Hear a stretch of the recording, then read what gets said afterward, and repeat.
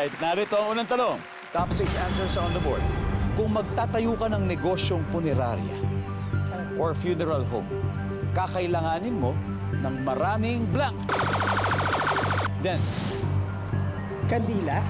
Kandila. Pwede. Siguro, kandila. Nandiyan ba? Wala. Jake. Funeral. Coffin. Coffin. O kabaong. Siyempre, nandiyan ba ang coffin? Top answer. Play. Let's gonna play. We're gonna play. Let's do it. Leila Jess, kung magtatayo ka ng negosyong punerarya, kakailanganin mo ng maraming Bulaklak. bulaklak. Siyempre. Nandiyan yung bulaklak. Ayun. Shane, kung magtatayo ka ng negosyong punerarya, kailangan maraming Barong at saya. barong. Yung susunod. Barong. Diba? At Pilipinyana. Barong saya. Nandiyan ba yan? Okay. Harry, magtatayo ka ng negosyo, kailangan ng maraming Vehicle ko yan, sasakyan ng kabaw. sasakyan ng kabaong, nakakasya yung kabaong. Nandiyan ba yan? Wala rin. Guys, usap-usap na kayo. Jake, let's try again. Kung magtatayo ka ng negosyong punerarya, kailangan maraming blank. Siguro mga religious decorations, like mga statues. Religious decorations, statues, mga cross, di ba mga Yes ganyan? po, mga cross. Religious decorations. Daddy A! Eto na, steal tayo. Stick. Okay, magtatayo ka ng negosyong punerarya, kailangan maraming blank. Formalin. Formalin. Okay, that's. Patay. Patay mismo.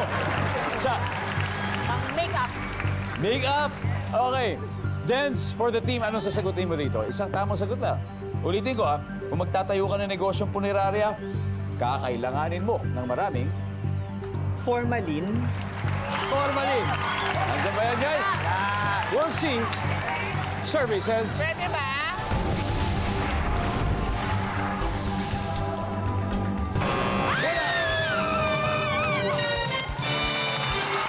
Alright. Kumbaga sa vlog, panalo sa views ang Kuya Jake Squad. May 44 sila sa round 1. 44 points.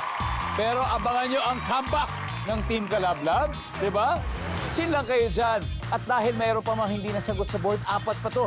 Bibigyan natin ng chance ang ating studio audience. Manalo na.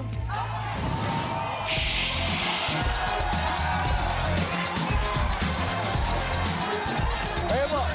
Tara po. Nay! Hello! Hello po, Nay! Nay! Ano pong pangalan nyo? Imelda rin to, Tiga saan po kayo? La Union po. Eh, laon yun. Okay, ma'am. Ito po, kung magtatayo po kayo ng negosyong punerarya, kailangan marami kayo. Blank. Balmer po. Embalmer. Mismong gumagawa. Embalsamador. Yes po. Na gumagamit ng formalin. Yes po. Nandiyan ba ang embalsamador?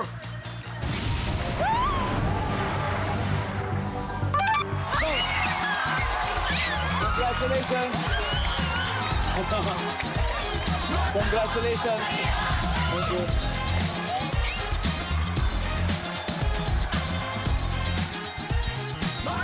Alamin natin yung tatlo. Number 5.